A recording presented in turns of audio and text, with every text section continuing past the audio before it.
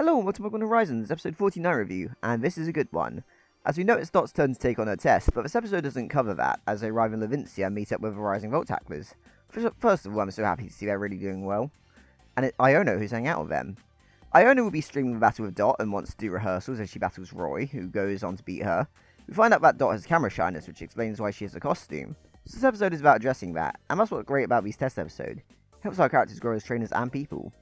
Iono does let Dot take the test on his Nido thing, but everyone kind of realizes that Dot isn't too happy with that, as first of all she tries streaming out in the open his Nido thing, and she lashes out when asked if she's alright as she takes a break. It's clearly Quaxly who's the most upset that Dot is going to be taking it on as Nido thing though, as he tries to take the costume away, but he's kind of like pushing Dot throughout the whole episode to like be herself.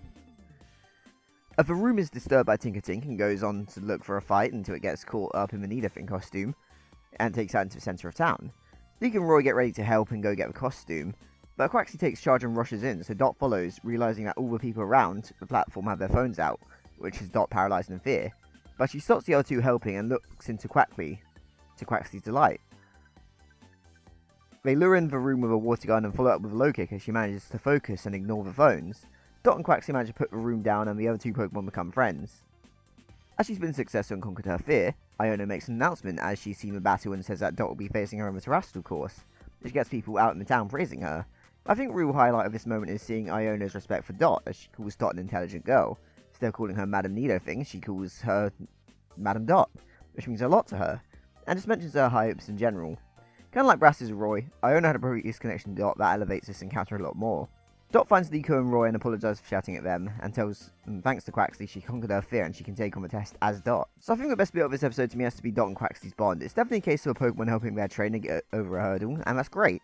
Throughout the episode he's got a problem with the fact that Dot isn't going to be taking on the test as herself, and he wants the best for his trainer and for her to shine as herself. It also settles why her stream persona is a character rather than herself, you know. It lets her escape from her fear and be more confident in performing.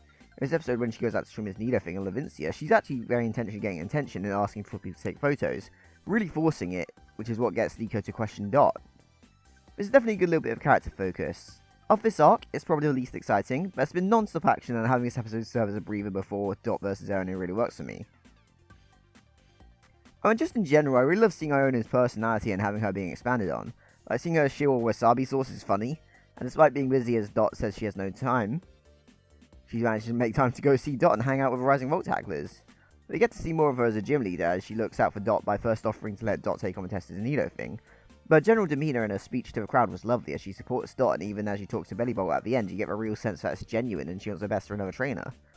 In the same vein, seeing Rising Volt Tacklers in person again is great. I know we haven't been gone long, but seeing a free check up on the kids' progress and seeing the rest of them feels so comforting already. Overall, a very solid episode. Not a favourite by any means, but I'm definitely a fan. I actually think Quaxly might be the MVP this episode, wanting the best for Dot.